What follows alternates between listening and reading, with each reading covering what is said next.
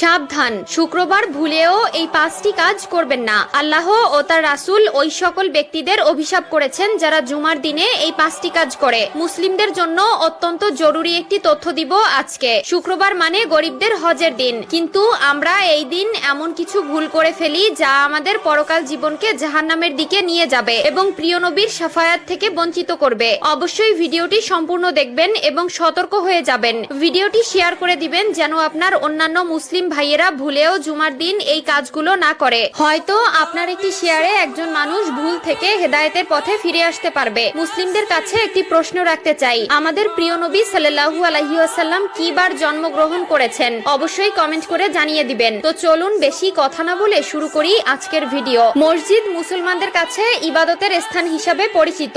এরপরও আমরা মসজিদে এমন কিছু কাজ করে থাকি যা মসজিদের পবিত্রতা নষ্ট করে। তাই মসজিদের পবিত্রতা রক্ষার জন্য কোরআন হাদিসে নিষিদ্ধ বিষয়ের উপর লক্ষ্য রাখা উচিত। 1 নম্বরে কোনো নামাজি অন্য নামাজিকে উঠিয়ে দিয়ে বসা যাবে না। রুদ্দুল মুখতার 630। মসজিদের ভেতরে প্রতি ওয়াক্ত নামাজ একই স্থানে আদায় করার জন্য কোনো লোক নির্দিষ্ট জায়গা রাখতে পারবে না। 2 নম্বরে রয়েছে মসজিদে হারানো বস্তু তালাশ করা যাবে না, কারণ মসজিদে দ্বীনের কথা বা কাজ ব্যতীত অন্য কোনো কথা বা কাজ করা নিষেধ। মিশকাত শরীফ 654। হযরত আবু হুরায়রা রাদিয়াল্লাহু তাআলা আনহু হতে বর্ণিত, রাসূলুল্লাহ সাল্লাল্লাহু আলাইহি ওয়াসাল্লাম বলেন, তোমাদের কেউ যদি মসজিদে হারানো বিজ্ঞপ্তি দিতে শুনে তাহলে সে যেন বলে, আল্লাহ তোমাকে ওই জিনিস ফিরিয়ে না দিক, কেননা মসজিদ এই সকল কাজের জন্য নির্মাণ করা হয়নি। মুসলিম শরীফ 568। 3 নম্বরে মসজিদে দুর্গন্ধময় কোনো জিনিস খেয়ে বা নিয়ে প্রবেশ করা নিষেধ। মিশকাত শরীফ 655। রাসূলুল্লাহ সাল্লাল্লাহু আলাইহি ওয়াসাল্লাম বলেন, যে ব্যক্তি দুর্গন্ধযুক্ত খাবার খায় সে যেন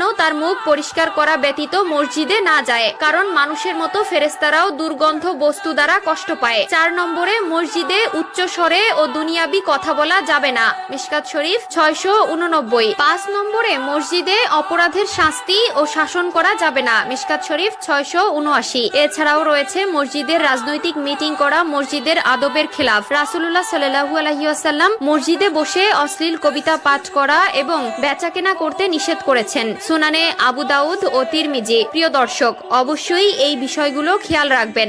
মসজিদে আপনার দ্বারা যেন কেউ কষ্ট না পায়। মসজিদ হলো আল্লাহর ঘর। আমাদের অধিকাংশ মুসলিমরা দিনের 5 ওয়াক্ত নামাজ আদায় না করলেও শুক্রবার জুমার দিন ঠিকই নামাজ আদায় করে, আর এই দিন এই ভুলগুলো সবাই করে থাকে। আল্লাহ আমাদের সবাইকে সঠিক বুঝ দান করার তৌফিক দান করুক, আমিন।